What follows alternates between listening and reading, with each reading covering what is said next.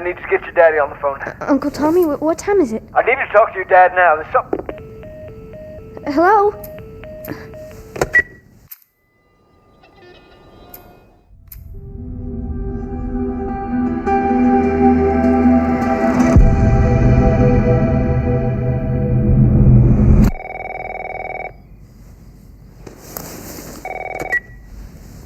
Hello? Sarah, honey, I need to get your daddy on the phone. Uncle Tommy, what time is it? I need to talk to your dad now. There's something... Hello? Dad? There you are. Sarah, are you okay? What's going on? It's the Coopers. Something ain't right with them. I think they're sick. What kind of sick? Jimmy! Jimmy, just stay back! Jimmy, I am warning you! Don't! You shot him. Sarah. I saw him this morning. Listen to me. We've got to get out of here. Do you understand me? Yeah. Tommy, come on. Come on. Where the hell you been? You have any idea what's going on out there? I got some notion.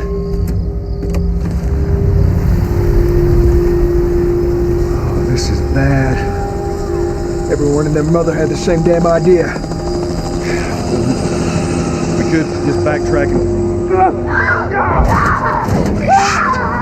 Turn us around. Tommy! Holy shit!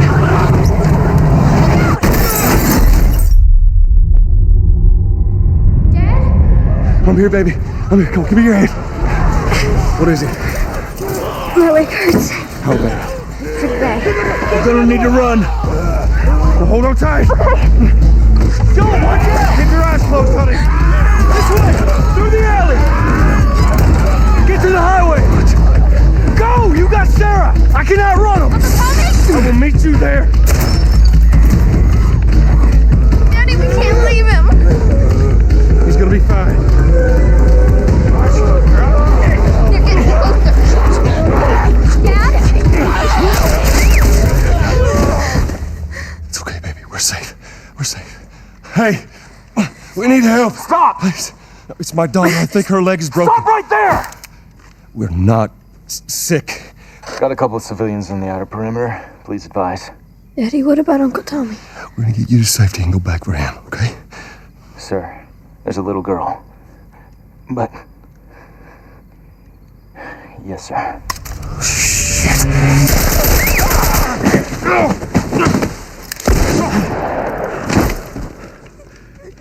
Oh, no. Sarah? Move your hands, baby. I know, baby. I know it hurts. Come on, baby. Please. I know, baby. I know. Sarah? Baby?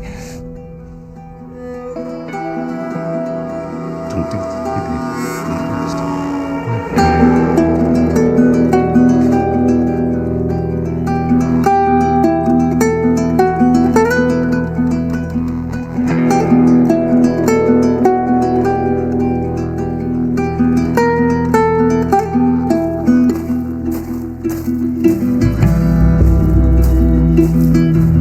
Christian Spicer. I'm a writer, podcaster, and a huge fan of The Last of Us. And this game means a lot to me, like I'm sure it does to you. And while playing it for the first time back in 2013, I became a dad to a little girl named Estelle, my first child.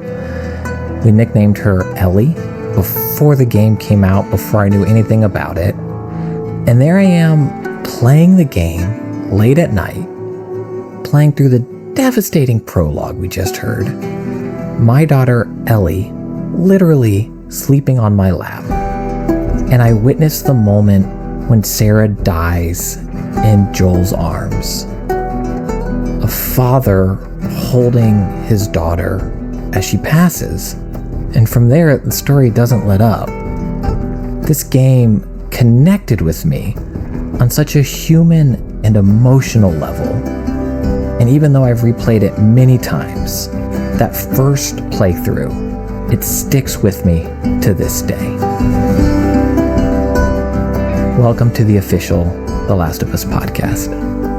What you just heard was the gut punch of a prologue for The Last of Us Part 1, a masterpiece of a game that came out in 2013, developed by Naughty Dog and published by Sony PlayStation.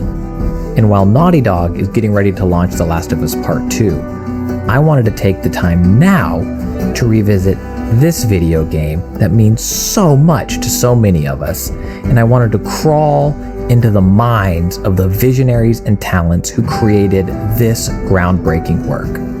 We'll be recapping the story while also diving deep into the making of.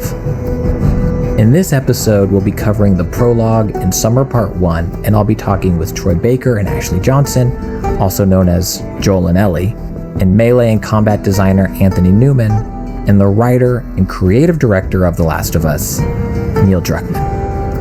And since I'm still recovering from that prologue, it seems only fair to start our conversations with the mastermind behind it all, Mr. Neil Druckmann.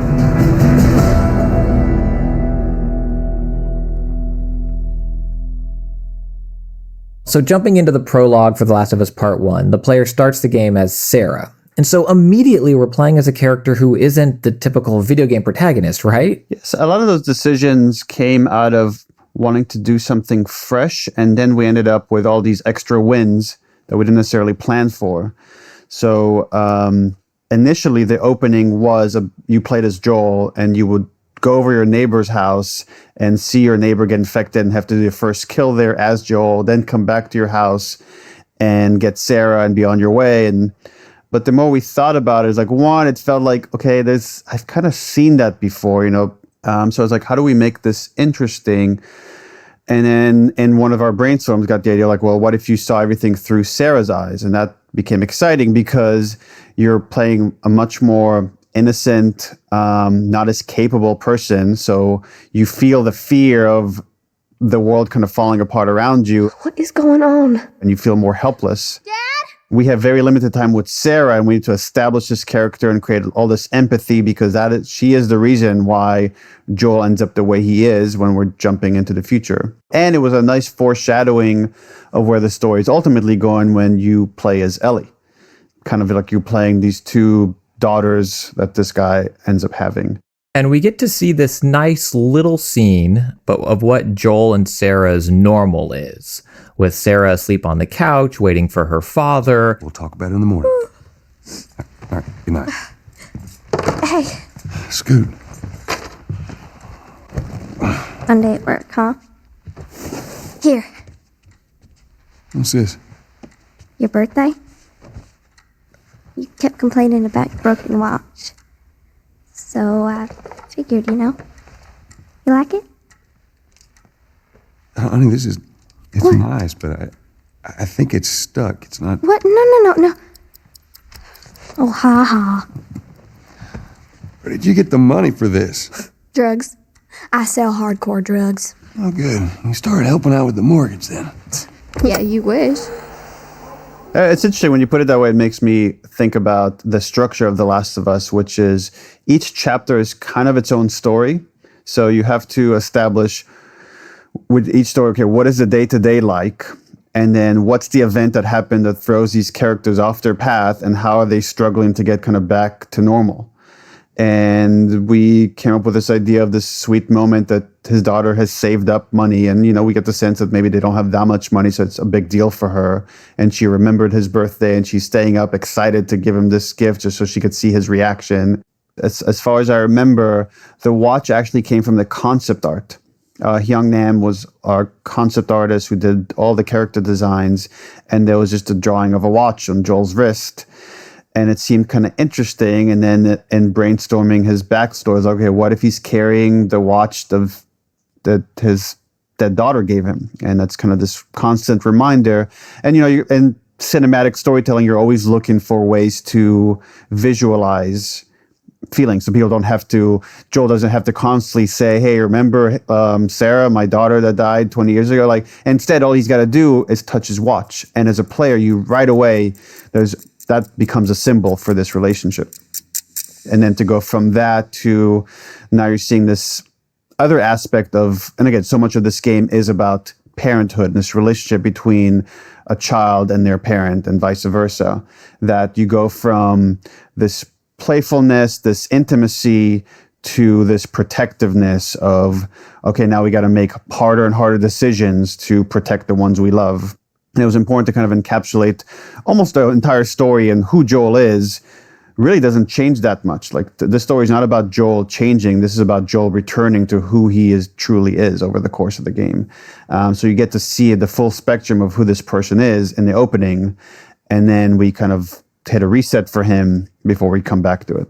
And then very soon after this sweet moment of Sarah giving Joel his birthday gift, his watch, we see Joel in another role. And it's as the role of protector when the neighbor comes over. And Joel, without hesitation, he kills the neighbor. Yeah, so I know the backstory is that he heard some screaming from the neighbor's house, and he went over to see what's going on. And this is what I find to be great storytelling, is that you're given just enough information that you could put the pieces together yourself. So when Joel rushes back in, he already has blood on him. Something has already gone down that has freaked him out. There you are. And he's just concerned about the safety of his daughter. Sarah, are you okay? Anyone come in here? Don't go near the door. Stand back there. Then he goes in the drawer and takes out a gun. So now you just say, okay, Joel is someone that owns a gun and is not afraid to just load it up and hold it in his hand right away. Again, telling you something about him. And then when a neighbor crashes through the window, he's trying to... Jimmy, just stay back! He's pleading with his neighbor to stop. I am warning you! And only once a neighbor charges at him and really his daughter does Joel pull the trigger. And you're right, without hesitation. As soon as he feels like his daughter is threatened, he's not afraid to pull the trigger. That's who he is, and that's who he is like throughout the story. Yeah, and then when they leave the house, they're in the car, and we see another, I think, great example of who Joel is in this moment and who he is as a father, where he makes the difficult decision to leave others behind and press on. Who do you think you're doing? Keep driving. I got a kid, Joel. So do we. We have room. Keep driving, stop! Tommy. Stop! You ain't seen what I seen. Someone else will come along. You should have helped him. It's funny you say the hard decision, and I think about Joel, and for him it's not a hard decision. It's a no decision. Like, I'm not going to stop to do anything that will put my daughter at risk. And if I go on a tangent real quick, I'm originally from Israel, so I follow a lot of Israeli politics. And there was this guy, Gilad Shalit, a soldier who was kidnapped and held prisoner for years by Hamas. And then there was an exchange of hundreds of prisoners for this one soldier. And some of the prisoners that were exchanged had blood on their hands, like committed horrible terrorist acts. And there was a big debate in Israel, was it right to like exchange so many people that were in prison for this one soldier to bring him back? And I remember I talked with my dad about it, and I'm like, what do you think? Do you think that was the right decision? And he says, are you asking me as like the soldier's dad or as the prime minister of Israel? Because I would make two very different decisions. As the prime minister of Israel, I think they made the wrong decision. I think they're now less safe because they made this thing. As the guy's dad, I would have traded every prisoner in every prison for this guy. And that's really what the story is about. Do the ends justify the means? And it's really so much about perspective. If it was maybe to save a strange kid versus a family, maybe Joel would have made a very different decision. But when it was like his tribe, his daughter, there was no question about what he's going to do. Right. So you mentioned Joel's tribe. I'm curious, when does Joel let people in? When is he willing to sacrifice for them versus, just keep driving and don't look back? Well, you always I think this is like a Robert McKee thing. I'm sure it has older history. Robert McKee is like a famous kind of storytelling guru that someone I kind of really studied when I was learning how to write. But there's this concept of, for characters, the worst thing, what's the worst thing that could happen to them? A fate worse than death. And Joel experiences that in the very opening. Oh no. Sarah? Nothing could be worse for him. This is like the worst fate is his daughter dies in his arms. So Joel's, who he is, his decisions have led him to hell, essentially. So he tries to fight his nature and to say, okay, well, if that's what has led me here, whether it's conscious or subconscious, I'm going to do everything I can to not get attached like this, because this is the consequences of loving someone in this world.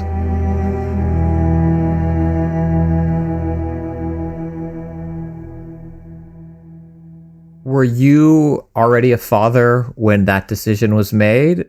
I became a parent while working on The Last of Us. And this was one of the last things we did, was this sequence, the opening of the game. I don't know if I acted that differently or reacted to the material that differently after having a kid, because I just tapped so much. My parents were very protective as when I was a kid, and I could just tap into those feelings and those fears and what they did to try to protect me and my brother.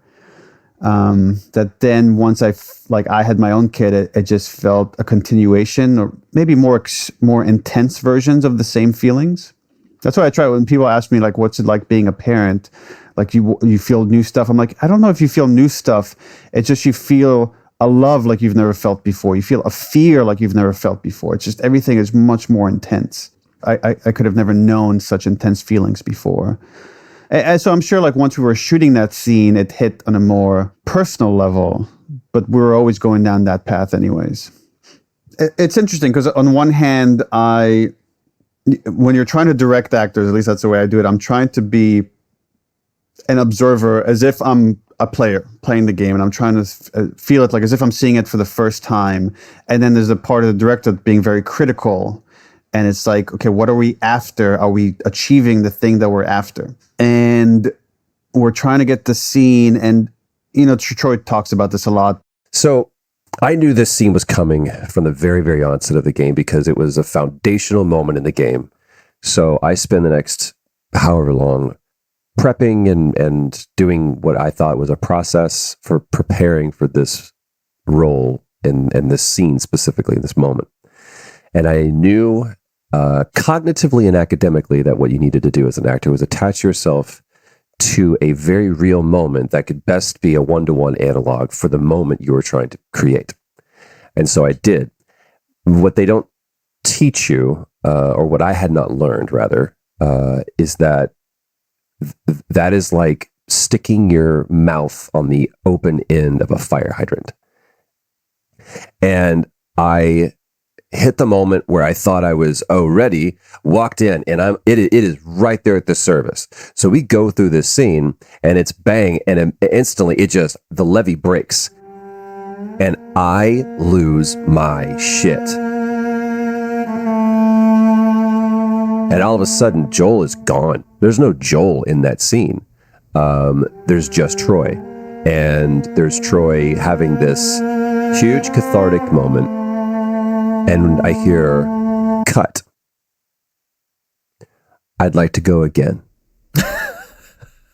And I wasn't prepared for. I went, wait, what? So we go again. And now I'm forcing that moment, and it's not anywhere. It doesn't feel genuine at all. And I start crying again, cut. I'd like to go again.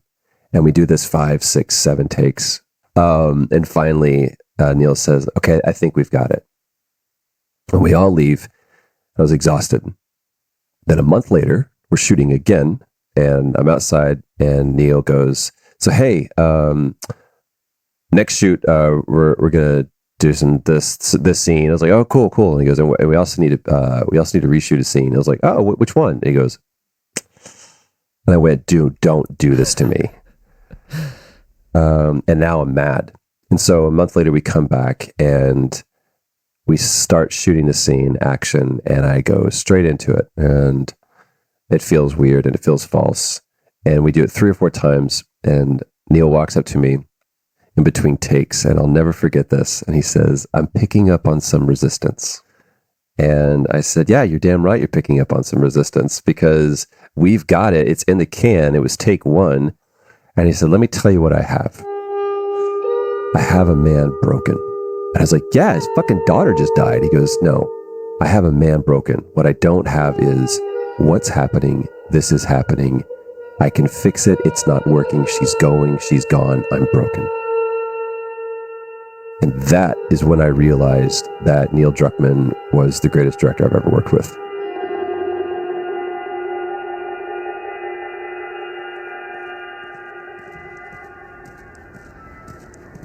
All right, the game now takes us forward in time. It's 20 years later, we're in Boston, a city that's in quarantine. It's summer, and we've met Tess, and now we're meeting, for kind of the first time, aside from the neighbor, we're seeing the infected.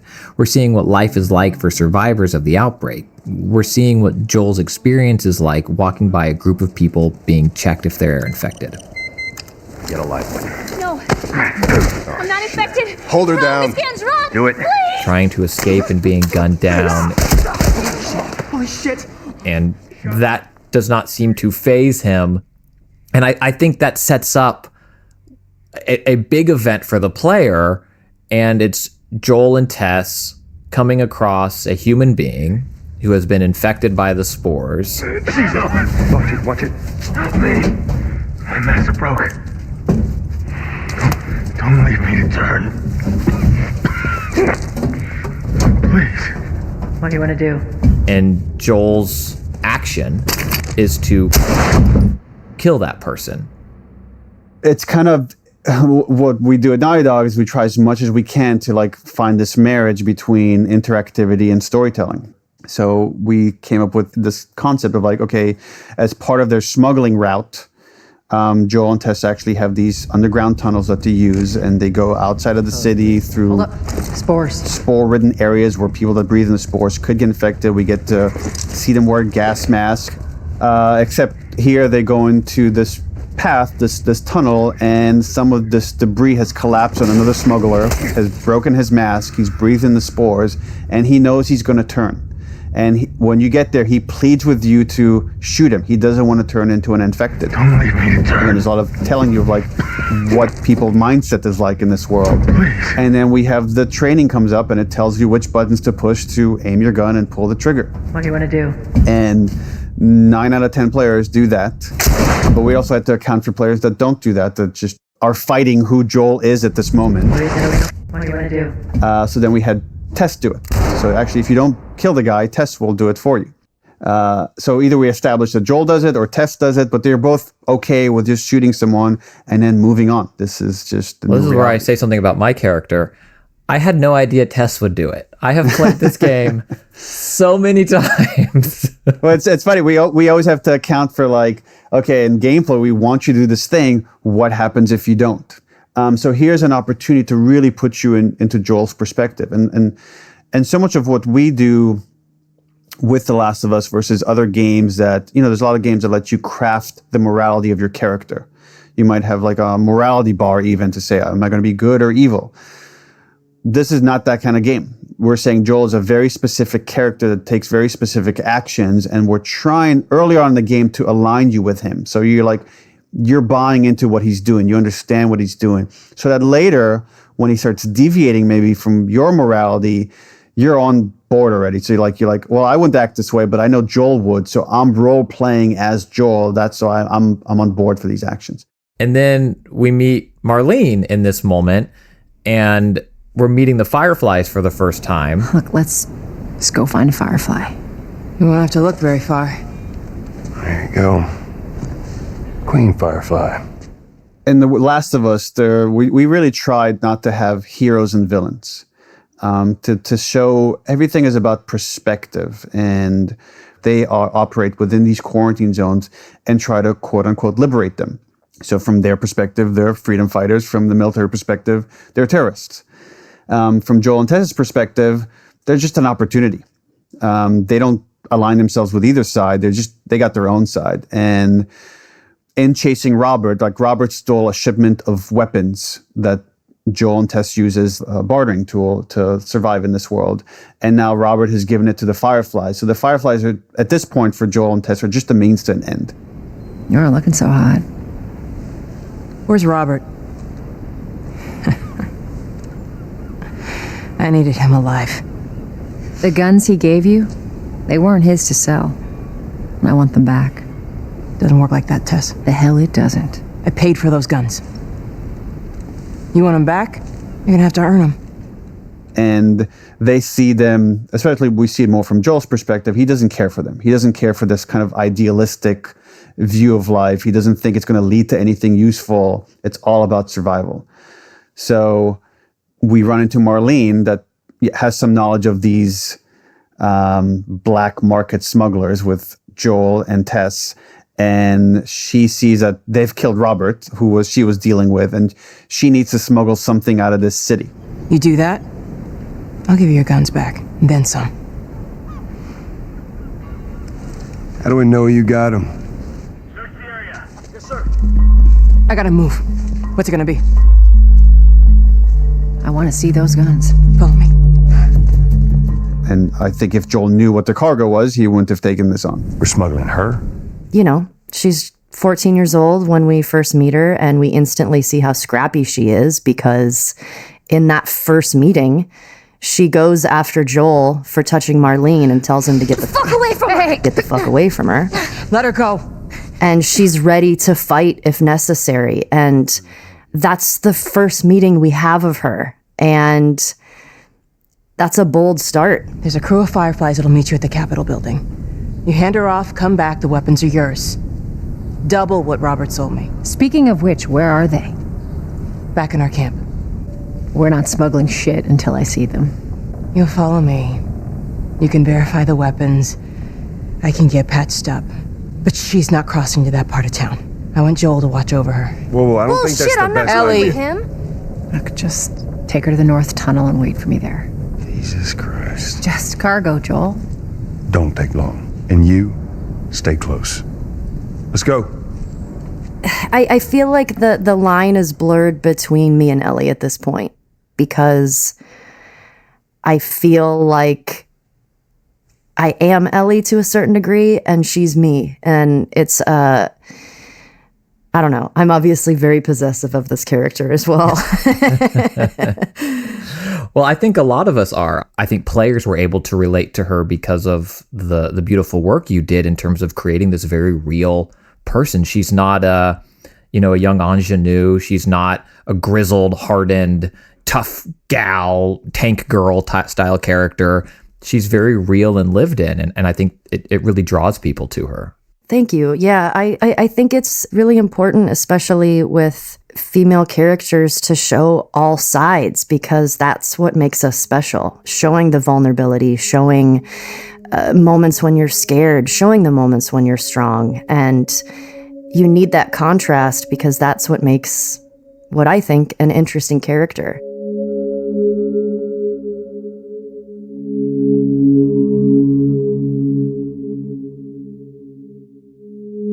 Ellie's such an interesting person, or it was an interesting window into the story in that Joel straddles both worlds, right? He's lived in the world that we know, so he's almost like a way for the player, is the player's mindset, because the player knows the world we know, and then they get transported into this other reality, much like Joel did.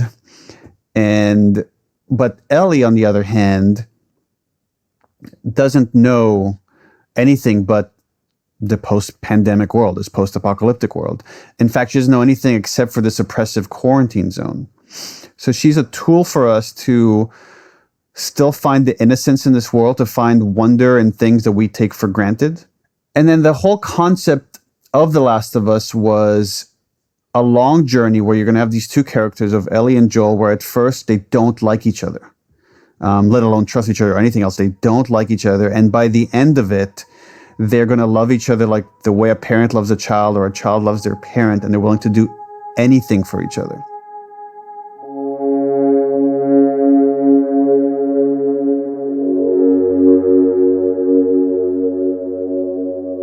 I'm curious if you could talk a little bit about Ellie's. Joel becomes a surrogate father to her. Marlene was maybe a surrogate mother to her in some form or fashion before.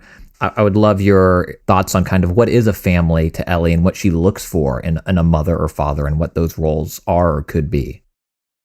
Boy, because I'm sure in this world she sees other kids with parents. And I think is a relationship that a lot of us, even if we have it or if we don't have it, we're looking for that because you want guidance, especially at that age. And I mean, with Marlene, their relationship in particular is a complicated one.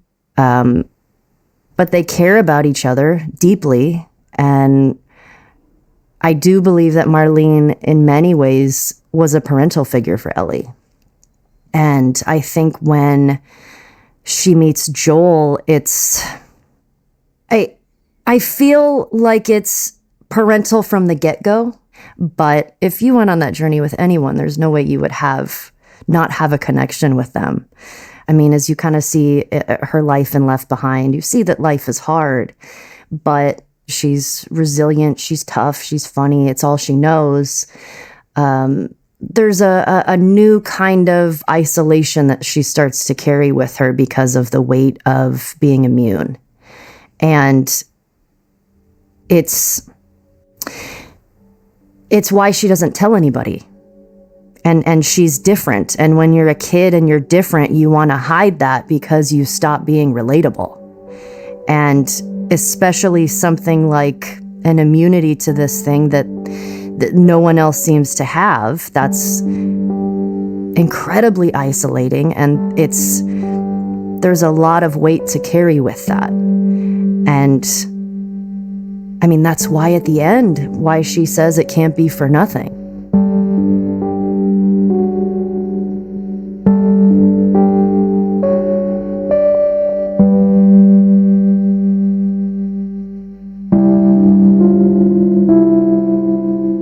So we find out Ellie is infected. At this point, Joel is not on board.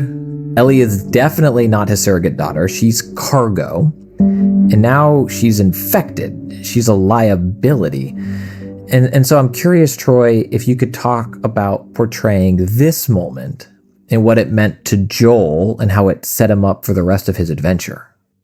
I think that from the very, very moment Joel sees Ellie, and I don't know if this is, I've never thought about whether that was the first time for him to have that kind of close interactivity with a daughter that was Sarah's age.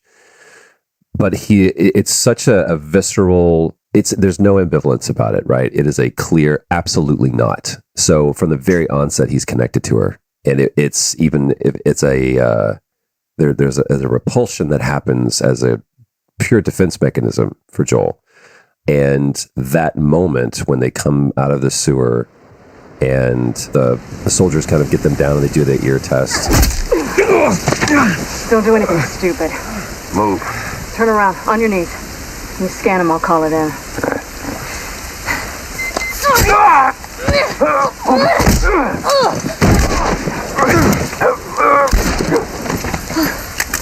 Oh, fuck. I thought we were just gonna hold him up or something. Oh, shit. Look. Jesus Christ. Marlene set us up? Why the hell are we smuggling an infected girl? I'm not infected. No? Was just lying? I can explain. You better explain fast. Look at this. I don't care how you got infected.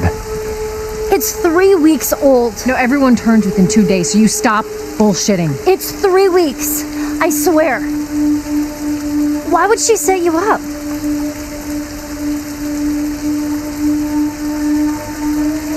I ain't buying it. More backpedaling. It's like now there's no version of this that ends positively. She is going to die, and she's going to die quickly. She's going to die right now. And then it's the confusion of like she should have already turned. To what extent was that Joel's only truth? That Ellie was the one? She was Neo. I need to get her to this place because she is the one. Man, what a great question. I feel like the notion that you're positing is one of essentially it asks the question, does Joel have hope? And to believe in a Messiah, a savior, the one, which we can get into that. Neo was not the one, but that's a whole separate podcast that I would love to have with you. Is anyone listening? We're spinning up a second show. Yes. I'm on board. I don't think Joel deals in those terms. He doesn't deal in terms of hope and even humanity. He deals in the currency of survival and need. So now we've let this girl in and she's going to be a threat. And either I have to A, put her down, which I don't want to go through that again, or B, she's going to hurt us. And that I don't want to deal with. So it's not like, oh my gosh, now there's this possibility of this whole other world and maybe we can pull out of this. I think Joel is waiting to die, but there's some stoic in him that says, while death is preferred, it's the flip of it. I will live. But no, I don't think he deals in terms of hope, much less redemption.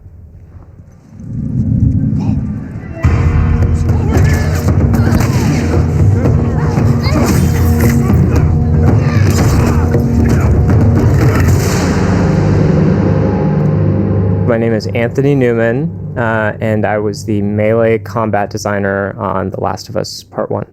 The game puts the player in a positions of extreme brutality, and I would say some of that is definitely from that melee combat, that up close, you see the pipe hitting the person, killing people up close and personal, killing humans, infected, the whole gamut. It's also so beautiful, whether it's Ellie seeing real fireflies for the first time, giraffes, nature reclaiming this world. I'd love to get your take on kind of balancing that brutality alongside beauty, the world that Joel and Ellie inhabit.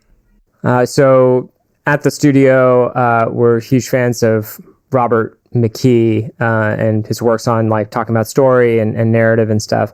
And one of his points that I always loved was that what makes for really interesting characters is dimension. And essentially when he's talking about dimension, he's talking about contradiction. So, one that comes to mind is, Han Solo from Star Wars. On the one hand, he's selfish and in it for himself. On the other hand, when push comes to shove and like Luke is in trouble, he's out there rescuing him and stuff. So it's this internal contradiction between his selfishness and his selflessness that makes him kind of charming and interesting as a character. And I think that kind of thinking was underlying a lot of the decision making to make the world both brutal. So if everything was just super, super dour and a bummer, that's kind of not as rich of an experience. And, the fact that the game has both, a clicker ripping your throat out and Ellie telling you a joke from a joke book. It doesn't matter how much you push the envelope, it'll still be stationary. I think that makes for just a really rich and multifaceted experience. So I'm glad they approached the game with that in mind. So one thing that was pretty interesting about this is initially there were only clickers. Initially the only type of infected in the game were the fully mushroomed out clicker enemies. And in the original pitch for The Last of Us 1, infected were meant to be this kind of background radiation against a story that was really about human conflict. As things kind of developed, though, and we took a closer look at the story and the kind of scenarios that you were meant to be in, we realized there are actually quite a few infected encounters, and it's getting pretty boring to fight the same enemy over and over again. So it was actually remarkably late in production. I would say maybe 10 months before we shipped the game or something, 11 months, that Bruce split the infected into 4 classes. Quick side note, Bruce Straley co-developed and directed the game with Neil. So kind of in ascending order, there were runners, stalkers, clickers, and bloaters. So it's like kind of the power scaling of those enemies. There's some kind of interesting differences between all of them. To make the runners feel on the weak side, they had the same aspect that Ellie has in her melee, where when the runners hit you, they don't actually interrupt you. They kind of like, they make you flinch a little bit, but you can still keep punching. So if you're punching one and another one is hitting you, they just kind of like, they deal damage, but you can keep punching the one that you're damaging. And then there's a step up to stalkers. Oh, fuck. Stalkers. Stalkers were another thing that came on remarkably late. Their ambushing, their like hiding and peeking around corners thing, that was something that had been like pretty well developed. But their actual melee was something I remember this specific conversation with Bruce where like, I forget exactly why, but they had no melee of their own. They just used the same runner abilities. And they're only in 2 encounters in the whole game, so they kind of were in this chopping block space of like almost not existing. And I remember it seriously had to be like 2 months or less before we shipped the game. And Bruce was like, we need these guys. We need melee. We need them to be unique in some way. The main aspect of stalkers that differentiates them from runners, other than the fact that they hide, is that they just have 1 step stronger of melee abilities where when they hit you, they do interrupt you. So if you get comboed down by a stalker, they can chain attacks on you and you're kind of helpless while they're chaining those attacks on you. It's kind of this like, okay, just 1 notch above where the runners were at. And then the clicker is obviously kind of a big jump above that, even, where not only when they touch you do they interrupt you, they interrupt your life. They like just kill you instantly by kind of taking you down all at once. And then the goddamn bloater. Well, what? Bloater is kind of like, it does everything a clicker does and more, and has way more health and is way tankier. And it's the only infected with a ranged attack. So that was the kind of the thing that stepped it up even further, was the corrosive clouds that it threw at you. Ellie, just stay away from it.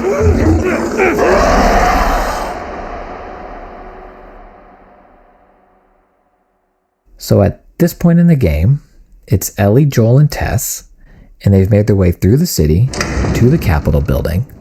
No. And they find out that the group of fireflies they were looking for, they're all dead. What happens now? Maybe they had a map or something to tell us where they were going. How far are we gonna take As far as it needs to go. Where was this lab of theirs? Oh, she never said. She only mentioned that it was someplace out west. What are we doing here? This is not us. What do you know about us? About me? I know that you are smarter than this. Really? Guess what? We're shitty people, Joel. It's been that way for a long time. No, we are survivors. This is our chance. It is over, Tess! Let's just go home. I'm not going anywhere. This is my last stop. What? Our luck had to run out sooner or later. What are you going on? No, don't touch me. Holy shit. She's infected. Joel. Let me see. Oh, Christ. Give me your arm. This was 3 weeks. I was bitten an hour ago and it's already worse. This is fucking real, Joel. You've got to get this girl to Tommy's. He used to run with this crew. He'll know where to go. No. That was your crusade. I am not doing that. Yes, you are. Look. There's enough here that you have to feel some sort of obligation to me, so you get her to Tommy's.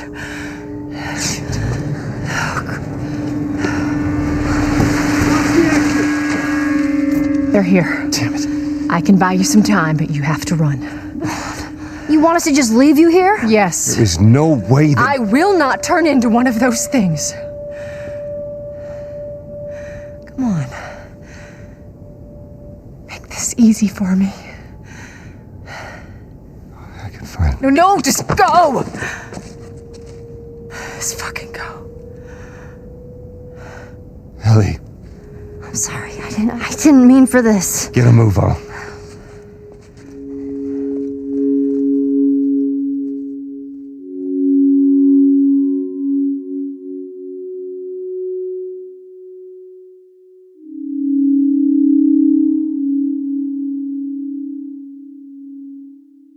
we talked about Sarah and Joel as a father, and now we're seeing Joel as a partner with Tess. And then Tess dies in a very heroic moment. She chooses to stay behind and keep fighting as Joel and Ellie press on. And it's been 20 years for Joel since the last major death potentially in his life, but it's been 30, 45 minutes, an hour and a half for the player to now experience this other great loss for this character they're role playing on. Why did Tess have to die? What does Tess's death mean in that moment? So Tess's role in the story is we needed to put Joel in a place where he would never take on this mission. There's no, like, if Joel was alone and Marlene came up to him and says, you need to take this 14-year-old girl and travel across the country with her, he'd be like, go fuck yourself. There's no way in hell I'm taking this on. But instead, what we did is, like, we partnered Joel with Tess and said, Joel's not even the leader. Like, Tess is the leader. Joel is the muscle. They both on the surface appear like survivors. They're willing to do whatever they need to survive and have accepted their reality. But then we get to see, once Tess is with this kid, that there's something about, there's an opportunity for redemption here, that she actually recognizes that they're not good people. So then one of the things once they find out that Ellie is immune to the effects of the cordyceps fungus, at first they are reluctant to buy into it, but then Tess tells Joel, like, what if it's true? What if, like, delivering this girl is like the one good thing that we could do? Really? Guess what? We're shitty people, Joel. It's been that way for a long time. No, we are survivors. This is our chance. It is over, Tess. Now, we tried. Let's just go home. I'm not going anywhere. And he's trying to convince her out of this. It's like, it's not worth it. It's like, it's not going to happen. But she just calls the shots and we move forward to get to a point where gets bitten and she hides it at first. And then she gets to a point where she realizes, like, this is the end of the line. The only thing she could do to move this journey forward is to sacrifice herself before she turns into an infected and buy Joel time to take Ellie and escape from the military that has been chasing them. And the reason that is constructed in such a way so that she could have a dying wish. She could say, I'm going to be gone. I know you don't want to do this, but you need to do this. You need to go further. Like, we thought we were just taking them outside the city and the people were delivering them are already dead. But your brother would know where, like, the Fireflies are. He used to be part of them. Please, as my dying wish, if you ever felt anything from me, you will do this. And again, it's buying us more time for Joel and the player to get invested in Ellie. So that is the whole reason Tess is in the story, is to get to this point. And now Joel feels like, okay, well, I made this promise to someone I loved and had just sacrificed herself. I'll go just a little bit further. And in his mind, he's like, I'm just getting her to my brother and I'm done. And that's it. And I don't have to connect with her. I'm going to keep my distance. And of course, things don't go as Joel plans at any point throughout the story.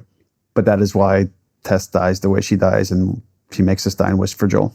Which is to transport this girl he sees as cargo. I mean, if you go backwards a little bit, there's a moment where Joel and Ellie have to wait for Tess. Tess is going to go off with Marlene, and Joel has to just watch over Ellie for a few hours in this kind of hideout that Joel and Tess have. And Joel lies down to sleep, and Ellie comments on Joel's watch, and he just kind of blows her off. Your watch is broken.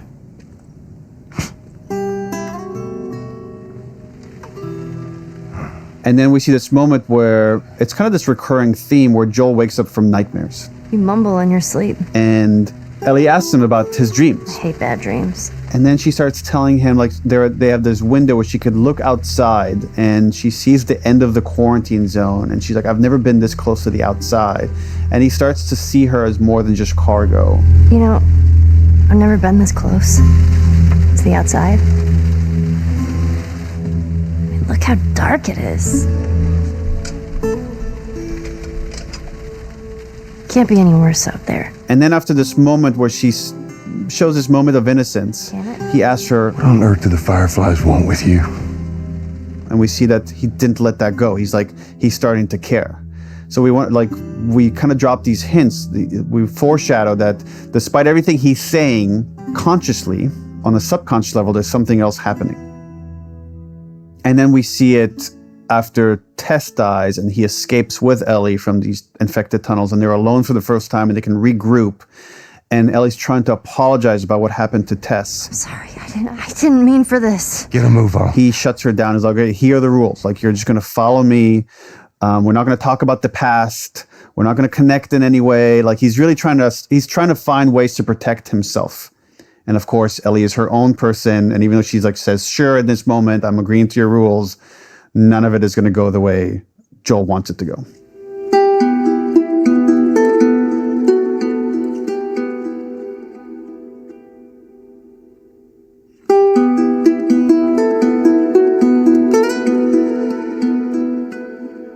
What do you think of Joel's choices so far? I think the reason why Joel does this, it's out of obligation. And there's a level of pragmatism to Joel that says, what else are we going to do? The only option that I have, Tess, I think he knows Tess well enough to know is like, there's no talking her out of this. We are doing this. This is happening. And his experience and relationship with Tess is what allows him to do that. But I also think that there is some shred of him that says, I can't abandon. She may be a monster, but for right now, she's a little girl and I can't abandon a little girl.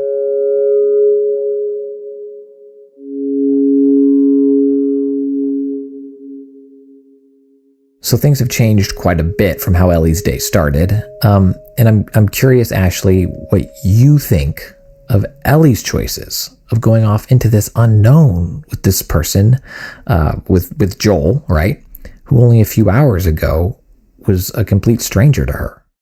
Well, I feel like if she trusts Marlene, and she does, she knows that this person, Marlene trusts this person. And so all she can do in this moment she's trying to figure out what this all means. And if this person can help her with that, then she's going to go on the journey with this person. But I don't think she was prepared to care for this man as much as she does. And I think I love how Ellie is written. I think all of the choices she makes are so bold and brave. And I mean, I've said this before, I still feel so proud that I was able to play this character. But I think their relationship is so interesting and different. And yeah, I mean, I love the choices she makes. I think they're perfect for her.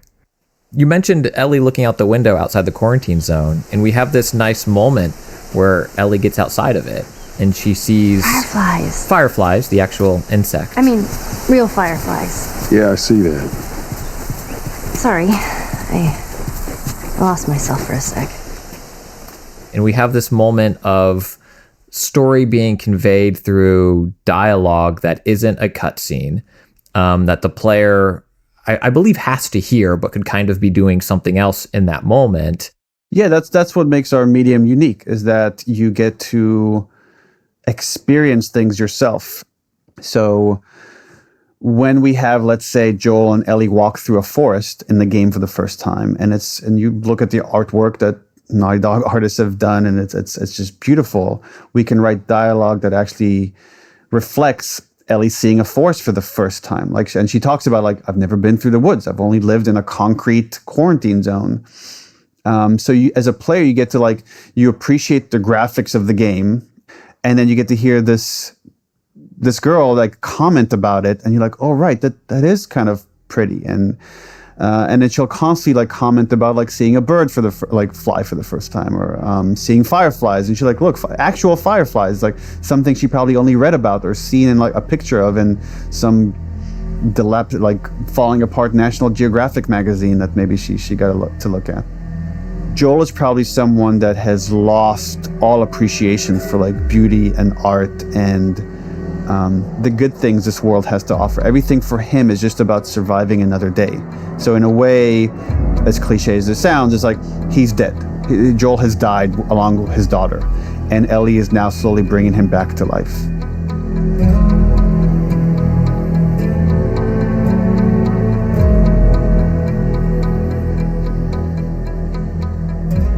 Troy, you mentioned Joel isn't a hope dealer. He's not one who deals in hope. Right. So if it's not hope, what is Joel fighting for? Calling back to that moment, when that argument between Tess and Joel, and Tess is the one who says we are shitty people. It's been that way for a long time. And this is who we are. We do the dirty work. And Joel has convinced himself, no, we are survivors. This is what we do. I am sure that there's been multiple moments where Joel has loaded that gun with the pure intention of ending it all.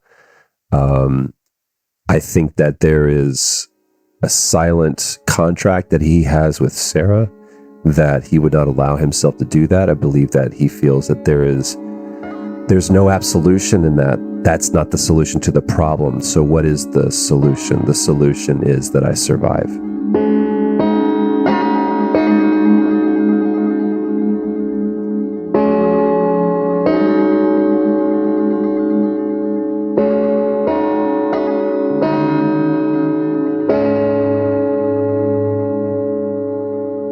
What do you think Ellie is fighting for? I think she's fighting for meaning, of course.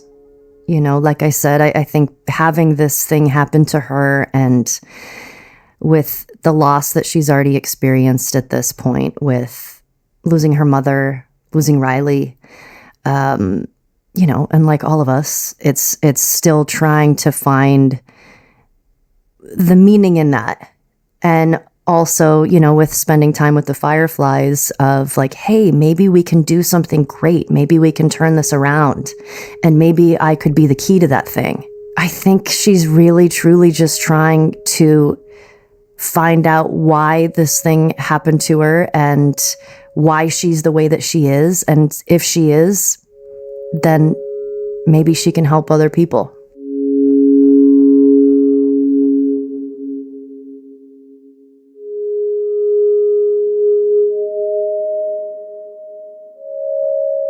And Neil, what would you say the characters are fighting for? Joel is definitely fighting to protect himself, and the way to do that is to protect Ellie. Ellie, it's interesting. It's I don't know why my mind is like, I don't want to spoil where the story's going, but I guess this is the whole point of this conversation. Ellie is trying to justify everyone else's sacrifice.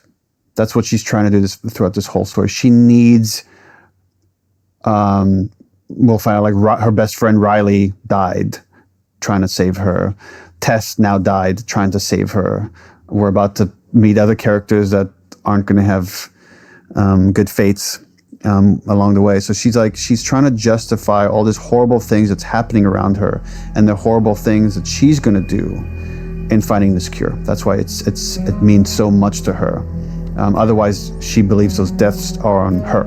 And why does she get to survive while people she cared for have died?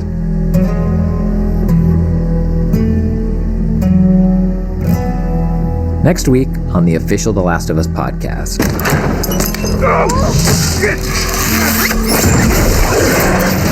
I got you. Damn it, Bill. Kid, I swear to God, if you took anything... Hey man, I don't need any of your shit. Trust me. It's like Joel believes like you don't get attached to anyone, you live by yourself, and that's how you survive. And we get to see, okay, well, this is what that looks like. Why are these all stuck together? I think those moments are so important in the game because it is heavy.